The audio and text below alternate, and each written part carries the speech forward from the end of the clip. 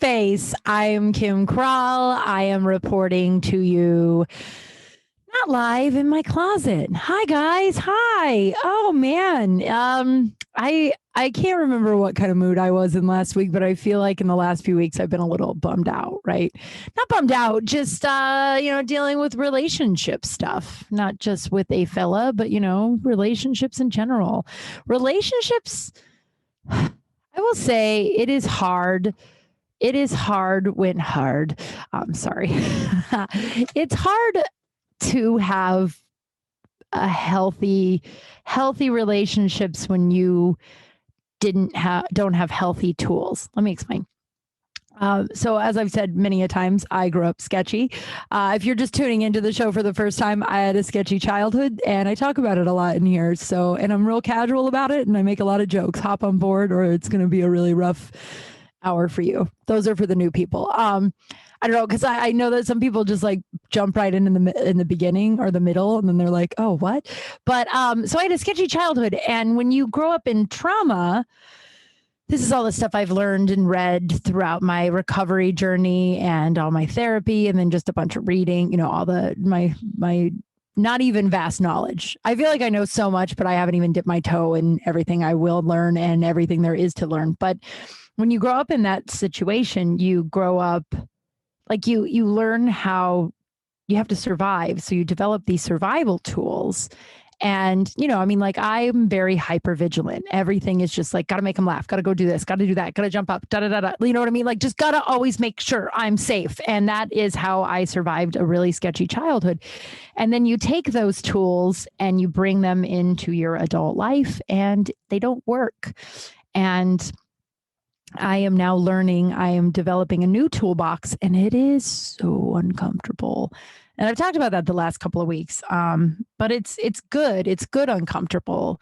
My codependency is all flared up. It's better now. My friend and I don't still have no idea, but we have talked, and it's basically like two people that really deeply care about each other need a beat. So we're just taking a beat. And I know he needs a beat. I know I need a beat. My beat. How many times can I say beat? A beat, beat, beat.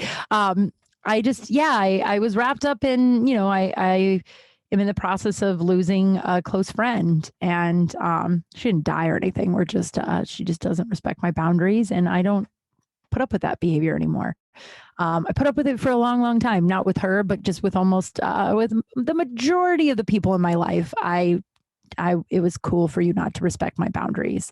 Oh, you want to treat me that way? That's cool. I don't have a self-esteem, but now I like myself. And it was a little bit further along than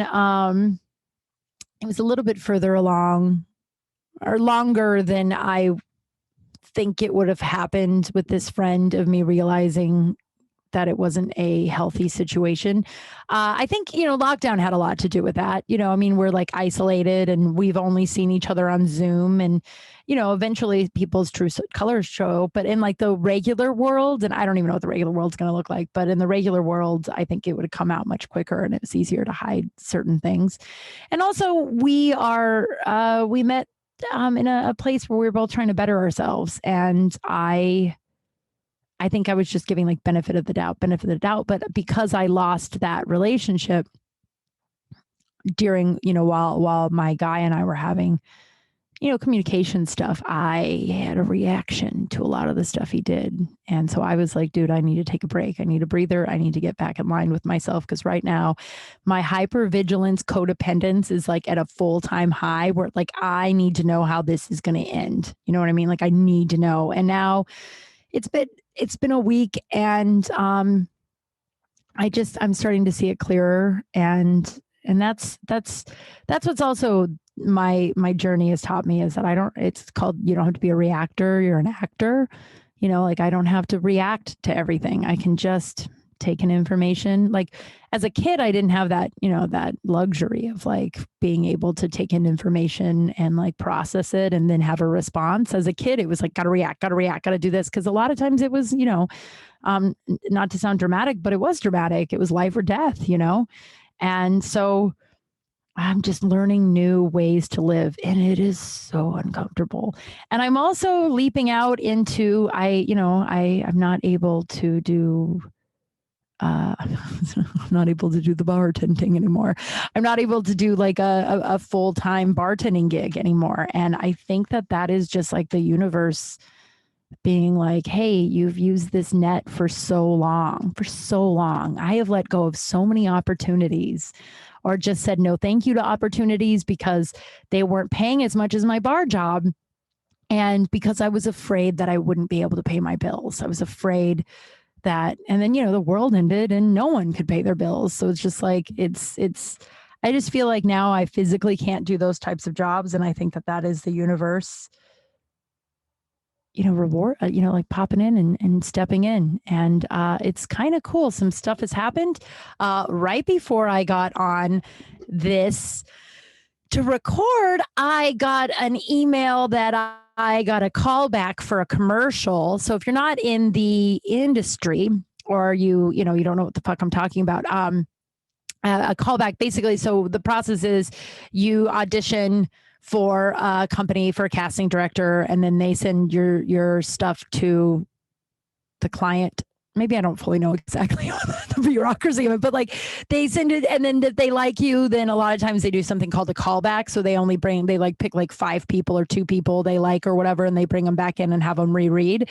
And maybe it's to reread with another person to see how you look on camera together, like that whole thing. And so it's very exciting. It's just one more step to get a job. And I got my first callback in a long time. And then also right before I got the call back, I got 4 auditions and then a new agent inquiry. So it's just like a lot of things. And I also wrote another chapter of my book today. So a lot of things are moving. It's moving and it's really fucking scary. And I'm just trying to stay present and do the next best thing. Cause what I do is I sabotage, I don't sabotage really where, like before, like the night before I have a big thing. It's like I could go out and have a couple of drinks with friends. Like I'm kind of beyond that now. I haven't drank in 6 months, guys. It'll be 6 months, I believe, yesterday. No, maybe tomorrow. I'm trying to think. It was Biden, go with me here. Biden was officially called, the race was officially called on, I believe, November 7th. And that night I had COVID. I didn't know I had COVID, but everyone was like out in the streets celebrating.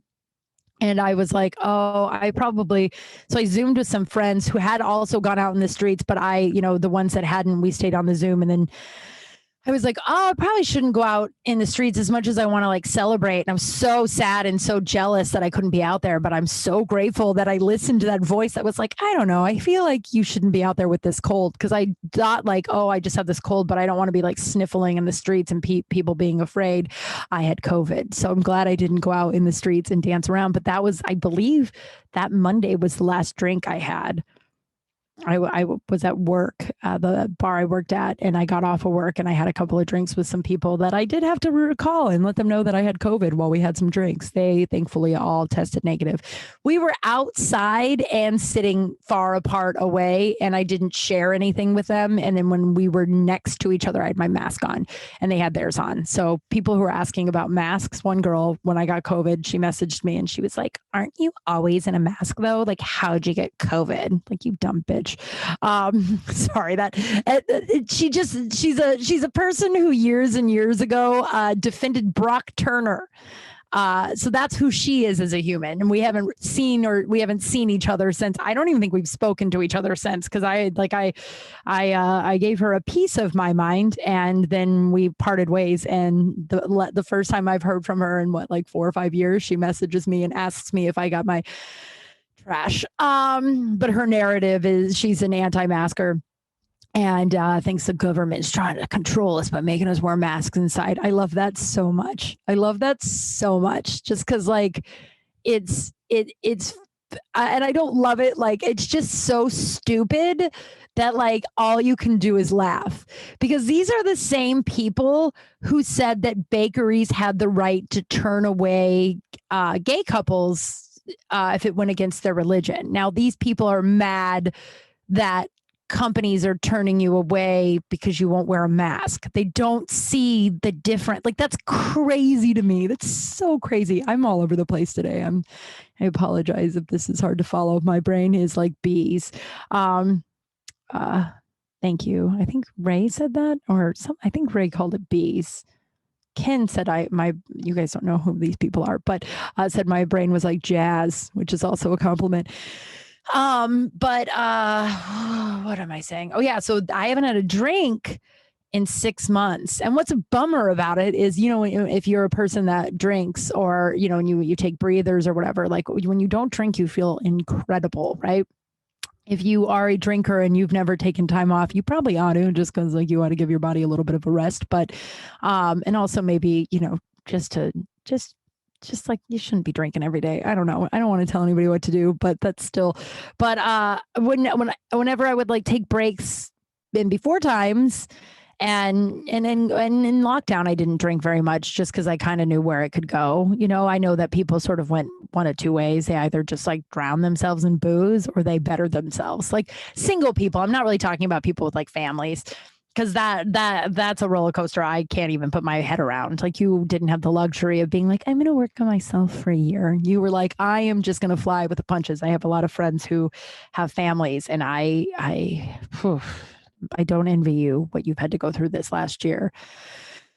But a lot of us, this single people, it's like everyone I know either fell off and got like really boozy and like really, just like went into dark places, or went the other way and just like kind of, changed their life. And so before I got COVID, if I would quit drinking for even like a week, I would feel fucking incredible and sleep wonderfully. And what's shitty about this 6 months is, I do know if I was drinking while obviously I'm not, but if I was drinking during all this, I would feel way worse than I do now. But like, I already, like, the only way I can describe to people how I feel, I either feel drunk or hungover all of the time. Like, that's kind of like I have to think, like, why I'm like, God, I don't even remember what I've talked about already. And it's only been 12 minutes. Like, I have to like think about what I've been doing the last like 2 hours, or like I have to kind of write everything down.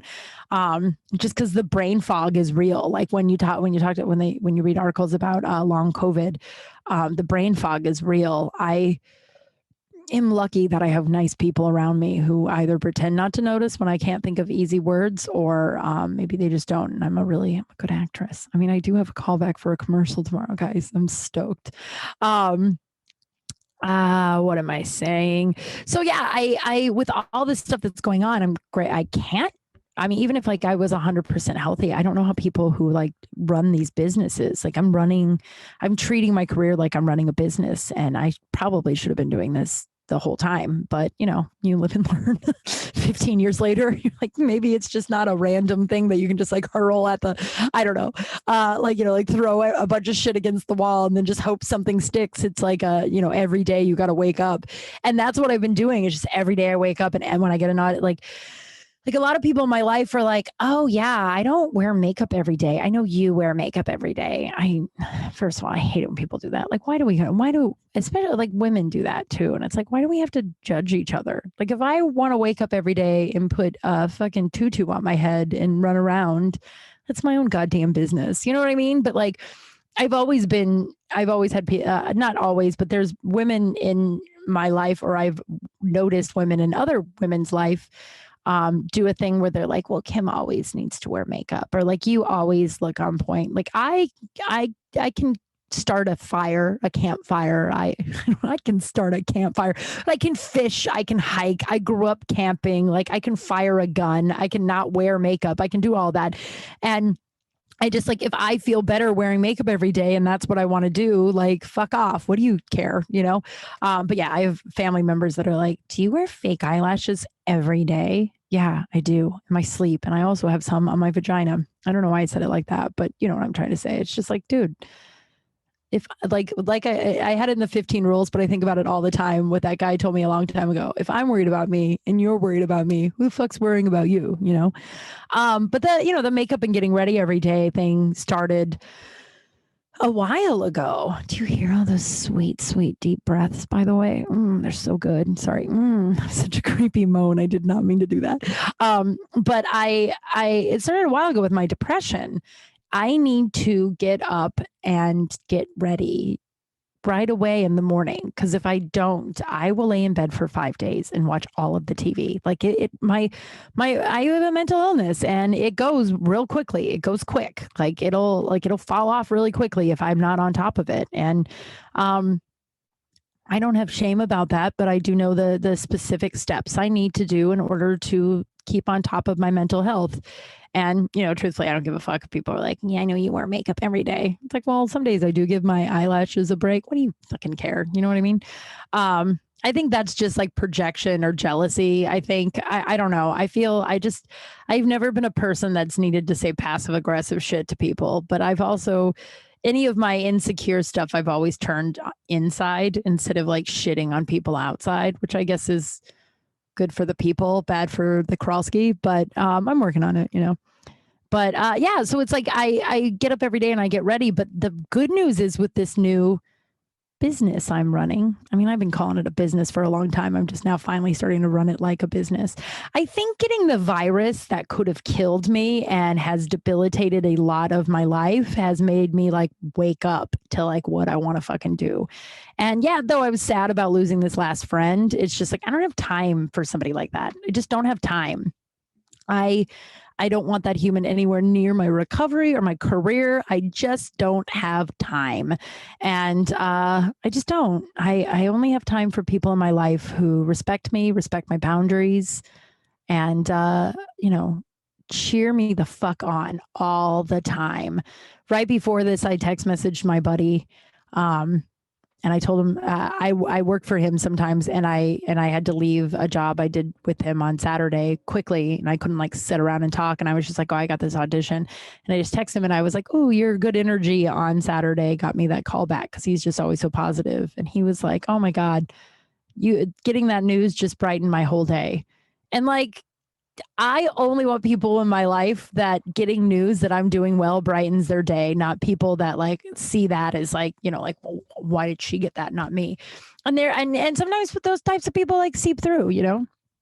But getting up and getting ready first thing in the morning, even if I don't have anything for the day, makes me ready for things to happen, like today I woke up and I knew I had an audition. I had an audition for I really hope I get it. I don't know. It's I'm doing an inner immersive theater for a fucking, what's it called? A murder mystery dinner on Saturday. I have no idea. All I know is that I got a message that said I needed to have a bloody shirt that I provide on my own.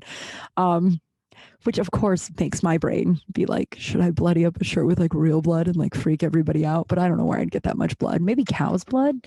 I don't know. But my friend that got me the job was just like, or nail polish. Most people just use nail polish. It's like a murder mystery dinner in the middle of Burbank. No one's expecting like Spielberg level special effects. But so there's another immersive theater that I auditioned for this morning, and be really cool to get. It's the Madcap Theater downtown. I don't know if I'll get it or not, but so I already needed to wake up and put on some Mary Poppins type makeup. And you can see it in the video if you're watching on YouTube. I have not posted anything on YouTube in a while. I will get on that. It's so time consuming. But yeah, I like mornings that I don't have anything. If I still get up and get ready, because you never know what's going to come your way, especially if you're now where I'm at, where I am just, I guess I'm a freelance person who is just doing freelance jobs and hoping for the best. I don't know. I don't mean it like that, but it's just like I'm just saying yes to everything within reason, obviously, but saying yes to everything. And so far it's, I'm doing well. We'll see what happens. I think you can gauge, this is my humble opinion, but I think you can gauge that you're going in the right direction if you are equal parts totally freaked out and totally excited. Like, I'm so fucking scared, but I'm like, oh, I wonder what's going to happen. I've never, like, fuck around and find out. You know what I mean? Like, I've never I've never just erased the safety net and just trusted that I will be taken care of and trusted in my talents and that I am, no, I've never just trusted that. And I'm doing that now. She says after getting one call back. I mean, like, I'm a movie star now, guys. I did get to do, I did get to do a fun podcast last week where it was like one of those days where it was just like, I mean, I did come home and eat a stuffed crust pizza from Pizza Hut because that is what I do on my happy list when I'm having a rough day. I eat, something really disgusting, and then I watch The Walking Dead and I cry. And it was right after I had talked to my male friend and I was trying to decide how I wanted to react to the whole thing. And God, I really am all over the place. I hope you're all keeping up. I hope this is usually around the 25-minute mark. I'm like, is this interesting? Am I crazy? Like I get really present and I'm like, oh my God, this is out there forever for everybody. But what am I saying? It's interesting. Like, so I'll tell you about the podcast I got to do, but when I got home, I messaged my friend, my three girlfriends. I call them the tribe. I think I've mentioned them in here before. They're dear friends of mine. They are amazing. Get yourself amazing women that just like cheer you on. You know what I mean? That like we all cheer each other on and they're my tribe. And I messaged them about this guy and I was just like, and they know about the other friend and I'm just really sad. And they were just like, hey, you want to Zoom? All of us are in different parts of the country. So we're like, want to Zoom? And I was like, yeah, maybe in a little bit. And they're like, all right, just give us a half hour heads up when you're ready.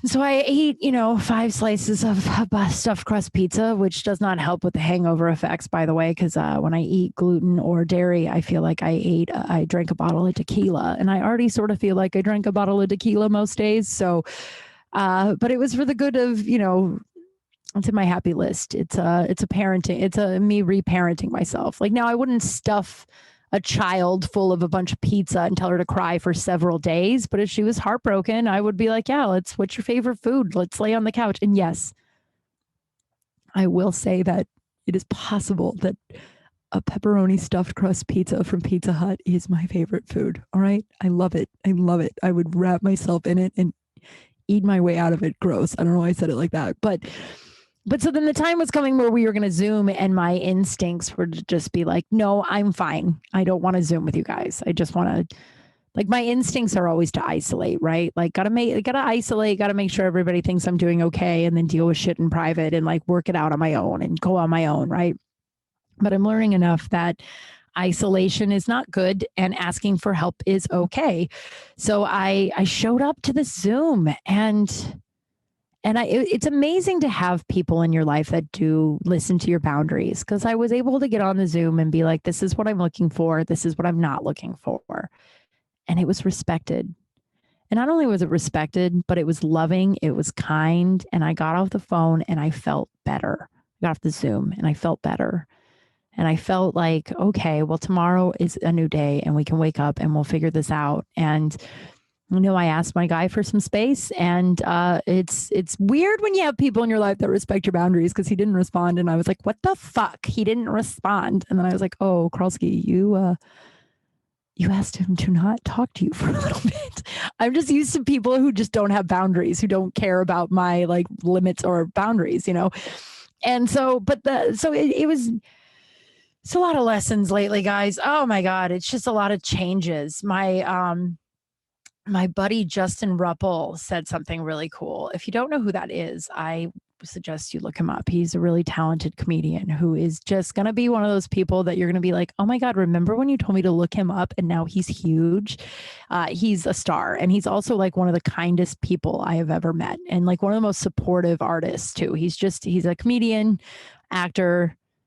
He has no, I don't even think he knows I do a podcast. I'm sure if I told him, he'd be like, oh yeah, I know you did a podcast, but he's just like one of the coolest. So he doesn't know I'm not doing this for him. But man, he's just a really cool fucking dude. And he deserves an army of fans. He's amazing. He just got his first 10,000 followers on TikTok. So if you want to learn how to do impressions, follow Justin Ruppel.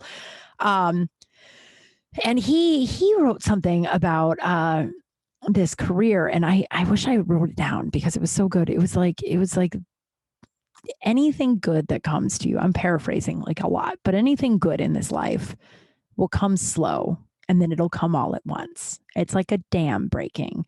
So you have a dam and you're putting all this work in and the water's pooling behind the dam and the water's pulling behind the dam and it's so much water and you're putting so much work into it and it's just like it's happening so slowly and then the dam breaks and then it happens all at once. And that's what happens in this business and it's just really scary. And the trick is to stick with and I think with anything really, just be your number one fan and take care of yourself and then show up. 90% of all this is just fucking showing up. I got this audition for the callback. I'm acting like I'm a star now, but I'm saying I got this audition on Saturday at 5:00 while I was at work. And it was it's due at 7, which is ludicrous, which is a ludicrous thing to ask of someone. But that is the acting business where they're we know that you'd basically kill your grandmother for a small part in a Marvel movie. And you know what? Most of us would. I wouldn't. I loved my grandma very, very much. But yeah, so most of it, but they know that we'll pretty much do anything and that it's just jump through all these hoops, see what happens. And so I normal old day Kim, pre-COVID Kim, I'm telling you guys, getting COVID was the best thing that's ever happened to me. It's awful. And there's a lot, and I'm not taking it lightly, but the shift in perspective that I have because of it, well, it changed my life. I'm grateful for it. I do wish that I could breathe more and maybe run some and I could get my body back, but that's a battle for another day, but old pre-COVID Kim would have just been I'm not going to be able to make that and just declined it or messaged my agent and been I'm at work. Is there any way I can, whatever. And I got off of this job at 6:30, which I knew it was going to be, it was going to be I can't think of the words right now. Please forgive my brain. It would be an act of God if I got that thing in before 7:00, right? But I was just just say yes and see what happens. So then my buddy texts me at 6:00 and he's is it slow? And I'm it's really slow. And he's all right, well, why don't you just pack it in? And I was oh, really? That's great because I have an audition due at 7. And he was so cool. He's if you want, you can, I usually have to go to his house afterwards. And he's we can just do that later. But I was no, I'll just drop, I have stuff of his. And I was I'll drop it off. And so, and then his positive energy. And then I got home at 6:40. It's due at 7. Now it wasn't a difficult audition. It was very quick, but again, pre-COVID Kim would have just been whatever. And this COVID Kim was I don't have any time. I could have died. And I know I didn't. And I know I wasn't ever hospitalized, but there were times that I went to bed while I was sick thinking I can't breathe. The hospital's not helping me. This steroids, Flonase that they tried one time, this inhaler, all this bullshit is not helping me breathe. And I was just well, hopefully I wake up tomorrow. And I know that sounds dramatic, but it was that dramatic. It really was. It was really scary. I did a lot of crying. I was really scared. And I had a lot of support around me, but in those moments where you're alone at night and you're trying to sleep and you literally can't catch your breath, it's fucking scary. And so now it's just I'm just going to say yes and just go after this thing because this is what I want. Oh, that's so funny. Someone just text messaged me that I was sort of thinking of in this moment. My brain is so loud all the time. I just love that. But yeah, who knows? I mean, chances are the way odds work with this career, this is probably not the thing that launches me and who knows if I'll get it, whatever, but I'm going to show up and I'm just going to keep showing up and I'm just going to trust. I listen to this meditation every morning about surrendering and it says fear is useless in these moments, but trust is paramount. And that in times of being uncomfortable, in times of, fucking scary times, it's just trust that the universe is just reorganizing to give you the life you want. And I know that sounds really I don't know, witchy. I don't religious. I don't know. I just know that's true. Every single time when I have been through a lot of really rough times in my life, a lot. In fact, I've gotten so tired of people going, Kim's going through a lot right now. Kim's always going through a lot. I have a drug addict mother. I had a father who sexually abused me, who was in and out of my life and then died of cancer within 10 days of being diagnosed. Like I've lost more people than I can count on my fingers and toes that were close to me. You know what like Kim's always going through a lot. And for a long time, it was just like, that really got to me where it's just like, can I just not be going through a lot? And yeah, no, I don't know. I mean, I don't know where I was going with that. My brain's a little mushy today, guys. I hope everybody is forgiving me. But that sweet breath. But just show up and trust. Trust is paramount. I saw right before I came on here, I wanted to tell some funny stories. I didn't mean to like launch into the podcast too. So it's so cool. This guy messaged me on Instagram. It's called Passion Podcast, right? Go look it up. This guy, I might be in love with him. I don't know. He's just not really, if you're listening, I'm not in love with you, but like, he just like one of those people you meet where you're just like, oh, you're just like a genuinely good human. You know, that energy you get when you meet like just a genuinely good person. So he messages me on Instagram and is like, hey, I have this podcast. A radio show that goes to a podcast form on all platforms, and I think you'd be great for it. I'll be in Hollywood, and I'd love to, schedule a time we can record. And it was like, oh, okay. And I kind of looked at his podcast, and it looked nice. But then he was like, I was referred to you by Wayne Hoffman. Wayne Hoffman is a mentalist. Look him up. Magic's real. Magic's so real. Oh my God, I'm just getting a burpee and stuff right now. I'm so sorry. It's so gross. I hate that. I think it's so disrespectful when people just belch. That's a pet peeve, and we all can have our pet peeves. But it's over now. Sorry about the burpee, but it was more silent, so it's fine. I think. And so Wayne Hoffman, I met Wayne Hoffman, Magic's Real, look him up. I met Wayne Hoffman at Big Wang's, the sports bar I worked at a long time ago. And he was sitting at a table, and this chick, Courtney, was his waitress. And she goes over, and he's like, excuse me, when is your birthday? Just this like random man. And she's like, May 22nd. And like Big Wang's was such a weird place. We were like evil Hooters. So we were like treated like Hooter girls. Like everybody's like, best friend. I don't know. It was weird, but we were like dark Hooters, we weren't like, but he's like, when's your birthday? So she's just like, it's May 22nd. And he's like, oh, okay, that makes me feel better. And she goes, okay. And he goes, yeah, like one time or not one time, sorry. My phone is blowing up right now. I have no idea why. I have like 15 text messages out of nowhere.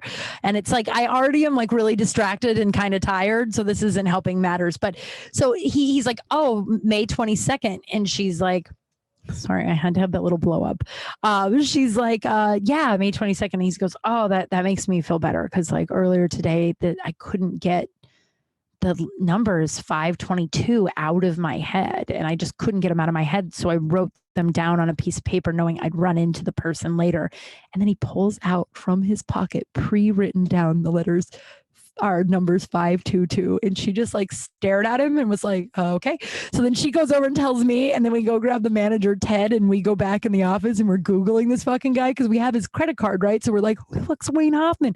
We're Googling him, and he's like some mentalist guy. And he became our friend who, like, I have a bent fork in my current cupboard that he bent with his mind. I'm not joking. He had me hold the fork in my two hands, and then it bent in with his mind. Like I held it while it bent, while he made it bent. Guys, magic's real. Anyway, I haven't talked to Wayne Hoffman in like 10 years, I want to say. And he recommended me for this guy. And so, but since Wayne Hoffman recommended me, I was like, okay, this guy isn't sketchy. But he's like, I can come to you, or I'm staying at the W Hotel in Hollywood. You can come with me to Hollywood, or you can come to my hotel. And I was like, I'll go to the W Hotel. By the way, before you're like, you went to some random man's hotel, the W Hotel is very public. It's massively public. And also technology. I told the tribe who I just told you about, I told them I was going. And then when I got there, I was like, this is a really good tip for anybody who's doing modeling, acting, any kind of audition, interviews. A good tip that I learned, I think I already told you guys this last week. I'm going to reiterate it, but I did it this week. When you get there, before we went inside, I was like, what is your hotel number? We see the hotel number and he's like, I can't remember what it was. And I was like, okay, I'm just going to message my friends that and drop a pen. And he goes, okay, cool. And if they're sketchy, they're going to be weird about that. But he was like, yeah, I totally get it. We're total strangers and we're walking into a hotel situation. But he ended up being really cool. And, the podcast, he's from a town called Eau Claire, Wisconsin, which is right outside of Minneapolis. And he owns a skateboarding shop and he has a radio show. And I'm going to be on season 6 and you'll be able to hear it because it's going to go to podcast form pretty soon. So look out for that. I'm very excited about it. Hold on one second. Amazon was calling and I need this white shirt that I had to get from Amazon for this other job. So much is going on, guys. So much is going on. And I didn't want to miss them. So I had to pause it real quick to let Amazon in. Sorry about that. But yeah, definitely listen to that when it comes out. Definitely. And then also follow him, Passion Pod. It's he's just like a lovely human. And I just want lovely humans. And he also treated me like I was a fucking celebrity. He's like, I can't believe I get to tell people that I'm friends with Kim Kral. And I was like, I don't know. It's funny. I was so like, oh, that's so nice. But I was like, I don't think I'm that famous. I'm not that famous at all. But like, I don't think I'm that famous. I did get the one call back. Did you guys hear? But what he did say was he was just like, yeah, I Googled you and you've done a lot. And I forget, like I used to work with this guy who, because we had different, I don't know. He made me feel really, you can't make anybody feel, but his comments led me to feel that I hadn't done very much and I wasn't very successful in this town and that I like slept on years of, and like truthfully, like and then now that I'm like looking back in like an objective way, like my IMDb is bigger than his. Like it's just all projection. You know what I mean? Like none of it's personal, but he used to sit me down and just say like the meanest shit that would make me think like, oh man, I really have been wasting away and not doing anything at all. By the way, I don't have that guy in my life anymore. I don't have anybody in my life like that anymore. But this guy reminded me of just how much I've done in this town and how hard I've worked in this town. And yeah, I've fallen a lot. I have fallen a lot. And I went through a couple year period where I wanted to kill myself for a while. That was rough. And I don't mean to say that all. If this is the first time you're listening to the show, please don't be like, wow, she's really blasé about wanting to kill herself. I'm not. Listen to other episodes. I really do talk about that journey. But you know what I mean? Like it's just like, oh man. Oh, so I wanted to talk about so right before I came on here, I saw this girl's feet. I don't know. It always fascinates me when people are so open about their feet. One of the weirdest compliments I have gotten a lot in my life are, wow, you have really pretty feet for a tall girl. Like normally tall girls' feet are like super fucked up or like big. And I'm like, oh, I don't know. I try to avoid looking at that sort of thing. I'm not a foot person. I had a boyfriend a long time ago that wanted to, that liked sucking on my toes. We did that like twice. That's a story for another time. He also liked to lick my eyeball. We did that once. That's a story for another time. I'll write it down so I remember. But he was like super into like I'm just not into feet. I just don't. And so this girl like posted her photo of her feet, and her feet were just so mangled, and it was just like, I mean, like I don't want to, like, again, like good for her for not being self-conscious about it, but I'm like, you should be more embarrassed about that. Is that mean? Probably. Oh, that's totally mean. I know it's totally mean, but like, so in college, it made like, I mean, I'm fine with my feet now. Like they're not my favorite part of my body, but they're not like, they're fine. I'm not like when I first start dating a guy, there's always a moment where I'm like, oh God, they just saw my feet for the first time. And there's never a reaction, by the way. My feet are fine. They're long and thin, but they are pretty, I guess, for a tall girl. They're not mangly. They're just, I mean, they're all, they're right side. I don't know. I'll send you a picture. I'll put a picture on Facebook. I'm not going to put a picture on Facebook or Instagram. But her feet were like mangled and they were like really spaced apart. And she was like, something about my sandals. And so it reminded me, like, I used to be so insecure about my feet. And when I went to college, my freshman year of college, like the time you could like, I don't know, I got really serious, but the time where you're allowed to like reinvent yourself. Like halfway through high school, I got kind of cute, right? But like the damage had kind of been done. You know what I mean? Like I'd spent years peeing my pants. I played with dolls. I put my teeth on my head. I was flat chested. Like I just like just too much. The damage had been done. Like all the weirdo shit that I decided to do. Like it was just like no one ever was going to be like, oh, maybe though. I actually found out years later that a bunch of cute guys were like, oh, we always had a crush on you, but I don't know why they never did anything about it. I was not intimidating. But so I got to college and it was time to reinvent myself. And there was this girl, Courtney, who lived down the hall and she was so cool. So cool. Like she was like a hippie girl, smoked a lot of weed and really tan, didn't wear any makeup, but was just like stunning, had long blonde hair and was just so cool. And I wanted to be her friend so bad. And she was also best friends with Adam Black's roommate. And I talked about Adam. Adam was my first love long time ago. And so I wanted to be friends with her because she also was like next to Adam, who I, had this thing for. This is way before Adam and I. And so, but she didn't wear shoes anywhere. And I wanted to be like her, but I also was really embarrassed about my feet. So I would wear socks and no shoes everywhere. And so I was just like wearing these holes in the bottom of my shoes or the bottom of my socks. But I was just like, and we'd walk everywhere with she'd have no shoes or socks on and I'd have just my socks on. And then one night I was telling my roommate, her name was Kim, and I was telling her about how I was going to I think this actually cured me from any further feet embarrassment, because this was like one of the most humiliating moments about my feet, that it was just so humiliating that it could not get there. It could only go up from there. You know what I mean? It could only get less embarrassing from there. So my roommate and I had these toe socks. I don't know why we bought them. I never wore them. She wore them a lot. I never wore them because I was horrified about my feet. But she was like, why don't we just rip that? Like, why don't we just go out in the hallway tonight? Because everybody hung out in the hall, in the dorm room. Everybody hung out in the hall. And she's like, let's just go out in the hall and we'll wear the toe socks. And that way, if we wear the toe socks, it's like, dipping your toe into like showing your feet. I don't know. But so I was like, okay, cool.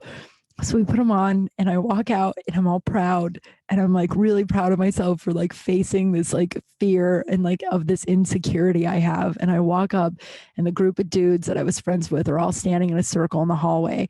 And Jay, one of them, goes, oh my God. And they called me tweakers. Not because I did drugs. I was really jumpy. I'm still really jumpy. I'm hypervigilant. I had a bad childhood. We didn't know that at the time. We just thought I was jumpy. So they called me tweakers. Another guy called me Twiggy because I kind of look like the 1970s supermodel, with the ones with really big eyes and the really small mouth and the big head. I look like her. Or Dee Dee, get out of my laboratory. Remember that Dexter's Laboratory? I was shaped like the cartoon sister. Yeah, they loved me, by the way. They loved me. Those men loved me. I wouldn't be surprised if they listened to this podcast now. Hi, fellas, if you do. Thanks. But they had those, so they called me tweakers. And I walked out with my toe socks, and Jay was standing, and they're all standing there, and Jay goes, holy shit, look at fucking Tweaker's toes. Oh my God, they're like gangly. They're like hand toes. And he goes on and on, and everyone stares at my toes. And I look at my roommate, Kim, and she's like, I didn't think this, like, we didn't think that was going to happen. We just figured I'd go out there. No one would give a fuck about my feet. And then her point was, we go out there, no one would give a fuck about my feet. We go back inside and she'd be like, see, no one cares. And then I would be like, you're right. Nobody cares. Everything's cool. Instead, it was the opposite. And then everyone was like 7 people just pointed at my feet and laughed and then high-fived some. But then it was like the Band-Aid was ripped off. It was just like, oh, okay, well, yeah, that's what my feet look like, I guess. And then after that, I could just wear no socks. Courtney and I weren't friends for very long. She was really, really cool. And I really, really wasn't. It's when you're not a cool person, there's only so long you can pretend you're cool before people find out that you're not cool. Like there's a lot of stuff I do that's just really not cool. So people like my buddy Roger, the one who starred in the Poop Scoop the last couple of weeks, or several times, when he first met me, he goes, yeah, I thought you were just like this cool, hot bartender chick. And I'm like, yeah, you did. And he goes, well, then I I got to know you. I was like, you don't think I'm cool anymore? He goes, do you think you're cool? And I was like, no, I'm not cool. It's fine.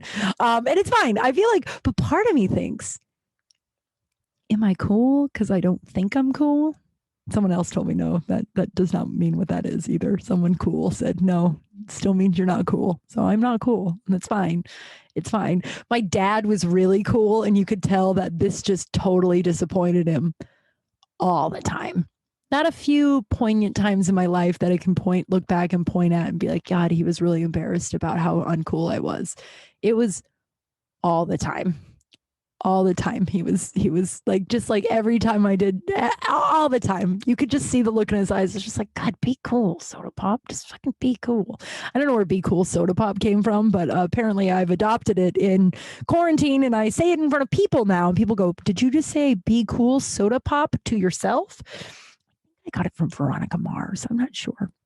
See, case in point, I'm not cool, soda pop. Speaking of not cool, so this also reminded me, I was at my friend's house for a birthday party the other night. Vaccinated, everybody was vaccinated. And it was like 8 people, but it was a surprise party for my friend's boyfriend, who's also my friend. And they were just like, we're all vaccinated. And so he loves karaoke. So they did karaoke in the living room with 7 people. It was actually way more fun than I thought it was going to be. I thought it was going to be really horrifying because karaoke makes me uncomfortable in a bar situation. So I was like, God, me being sober in a living room with just like 5 people with the lights on situation. Actually, it was really fun. It was way more fun than any karaoke bar I've ever been to. I don't like karaoke, but it was really fun. And she sang Stan, the Eminem song. And it made me write down that I have never told you guys something about my past. And if I have, I really apologize because, I have a memory of a goldfish. I think they have bad memories, and the elephants are the ones with the good memories. I don't remember. But in college, I was nicknamed Kim Shady. I used to rap Eminem songs. And instead of saying Slim Shady, I'd say Kim Shady. And at first it started out as just like an embarrassment for the guys that made fun of my toes. We go to parties and I would sing that. It's freshman year. And then it got to the point where it was so bad that I would be standing on tables while the party would be jumping with me. And I would be like, I'm the real Shady. Yes, I'm the real Shady. If you're real. Yeah, I can't do it now. I don't remember the lyrics, but I had them all memorized.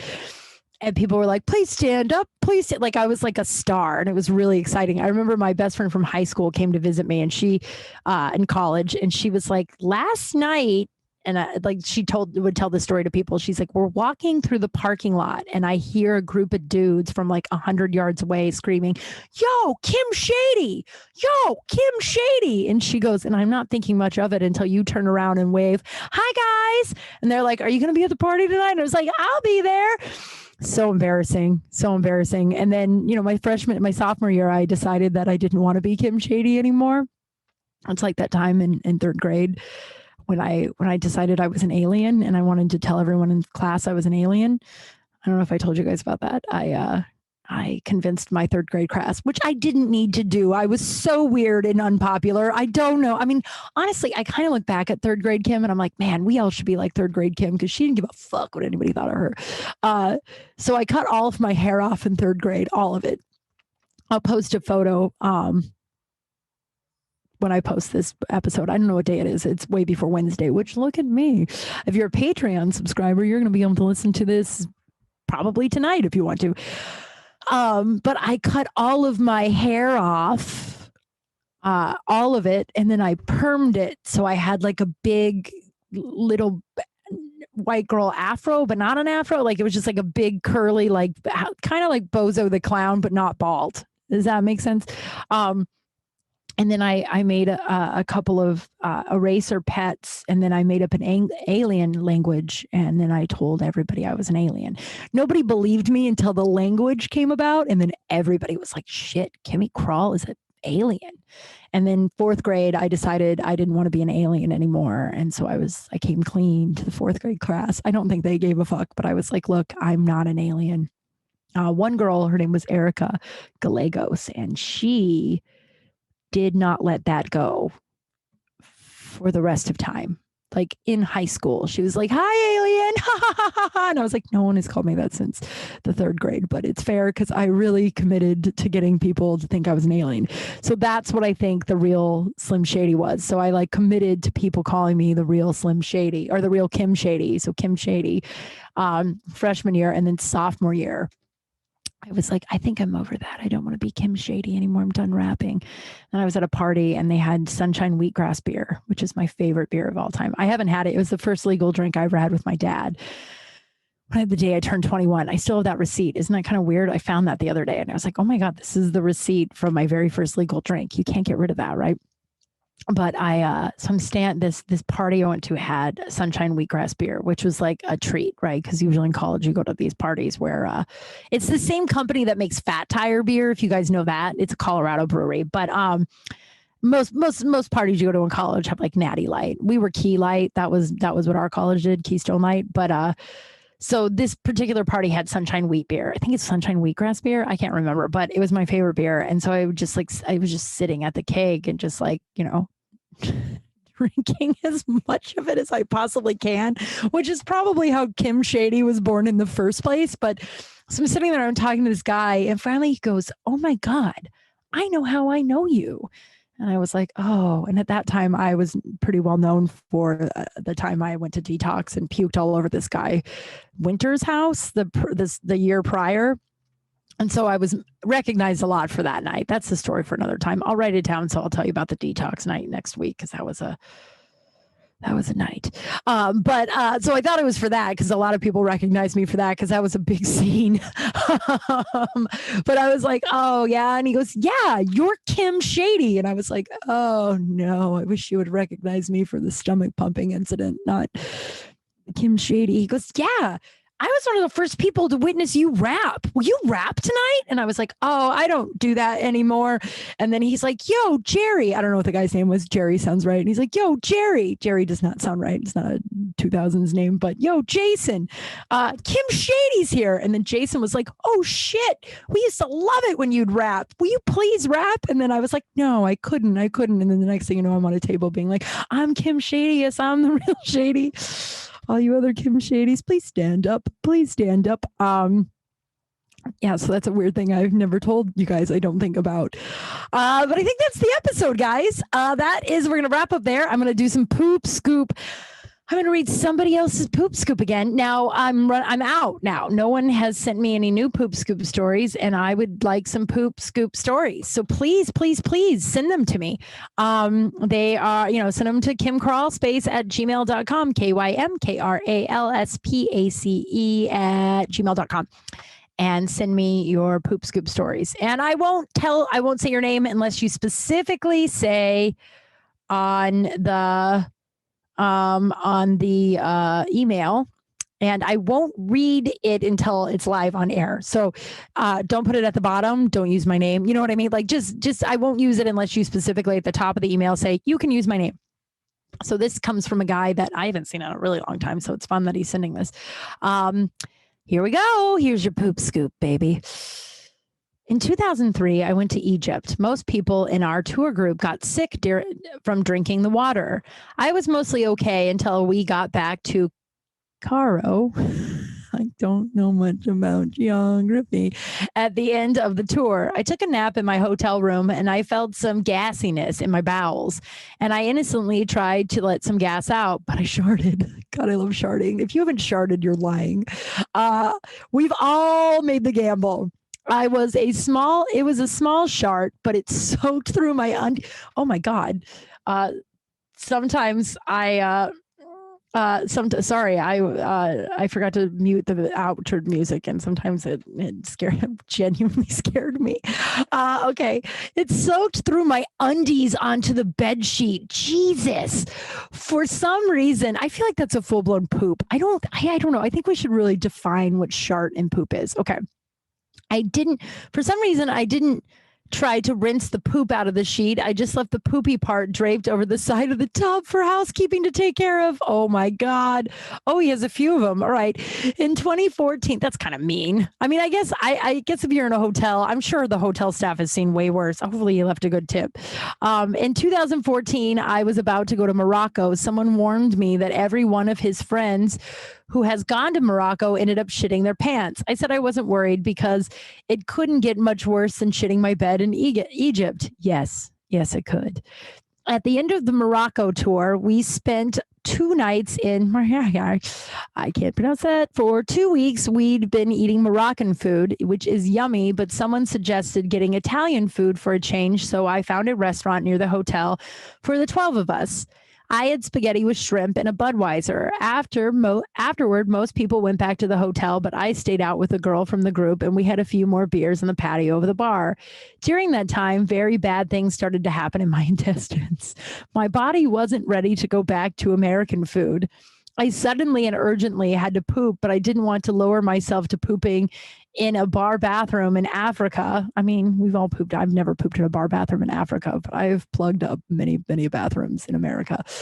So I abandoned my second beer and we walked to the hotel room, me waddling and clenching my sphincter very, very tightly. At the hotel, I waddled past my best friend from the group without saying hi, waddled up the stairs into my room, into the bathroom, unbuckled my belt, dropped my jeans, started to drop my undies, then boom, there was a powerful explosion. And my undies took about 60% of the blast. Most of the other 40% went in the toilet, some on the seat. And then for several minutes, I stood in place, half squatting above the toilet, which half studying above the toilet with a full diaper, trying to figure out, 1, how my life got to this point. Happens, man. 2, how can I possibly get my sneakers and jeans off without joisting my undies? And then carefully remove my undies because I don't want to spill feces onto my legs or into my jeans or onto the toilet seat or the floor. Fortunately, the exertion and cleanup went flawlessly. I rinsed my undies out in the tub and hung them out to dry. Why don't you just cut your losses? Like, unless like your dead grandma gave you those and that was the only thing she ever gave you, cut your losses. And hung a do not disturb sign on the door for the next few days. It is possible that those now clean underwear are still in my rotation. Dudes are so gross. I love that every dude I know that shit their pants is like, I don't know, I washed it out. But every woman I know that shit her pants were just like, yeah, I cut my losses. There's no time that I've ever pooped my pants and just been like, I think that may be a lie. I actually can't give you for certain. But thank you, dude. I love that. Please send me your poop scoop stories. I'm out of them now. I'm out of them, dude. So you got to send them to me.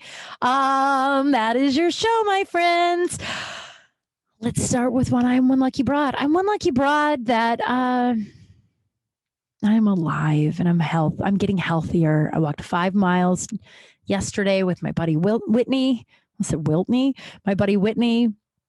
Some career shit's starting to fall into place. I'm terrified, but I'm happy. My, boundaries and limits are being set. And when they're not respected, I'm kicking those people out of my life. And when they are, I'm just so grateful. I'm just so fucking grateful. Thank you so much. I'm going to read your review of the week as my way of asking you to possibly send me a review if you get a second. It just helps the podcast so much get like further on. If I get more review, this is why I push it so much and why so many people do. It takes like 2 minutes and you don't have to write that much stuff, but it helps. So if you listen and you're an adamant listener, please, please, please, and you haven't done it already, please leave a review just because it makes iTunes push the podcast to other people and gets more exposure for me and the podcast. So I would love that. This week comes from Chris Fish 21. Says, Kim is awesome. I love how open and honest she is. Thank you for always making me laugh. Oh, and then the emojis, the cool emoji, which I'm not, and the laughing, crying emoji. Thank you, Chris. Thank you.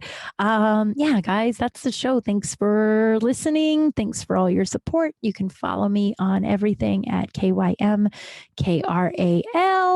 I have a Patreon now. I just recorded Poop-Palooza Part 1 and also Billy Shears Part 1 because I'm going to dig deeper. I'm going to prove that Paul McCartney died in 1966. That is going to be, or Paul McCartney. I'm going to get to the point where Paul McCartney finally reaches out to me and it's just like, what do I have to do? And then we'll do a DNA test. Paul McCartney, if you're listening, which you're not. I mean, Paul McCartney, I'm using air quotes. So yeah, if you can listen to more of that. I have bonus episodes. I have links to my stand-up up, all that stuff. And I do have that bikini photo that I'm sending to people who do a certain tier. I don't know. I got to get rid of them. People seem to want one, which I shouldn't sound like I don't know what to do with that. It's actually all very exciting. But yeah, if you want to join my Patreon, it's Kim Kral, or it's patreon.com/Kim Kral, or it's just at my website and pretty much all my bios on all my stuff. I think that is all of my shameless self-promotion. It's not shameless. It's shameful. No, I'm not full of shame. Never mind. That took a very weird turn. But thank you guys for listening. I appreciate all your support, love and support. Wish me luck on my callback. By the time this airs, I will have already done the callback. So, when you listen to this, please put out some good energy and hopefully I get the job. That'd be so exciting. I think that's it. Stay safe, stay healthy, be nice to each other. Have a good week. Bye. Crawl space, I'm Kim Kral.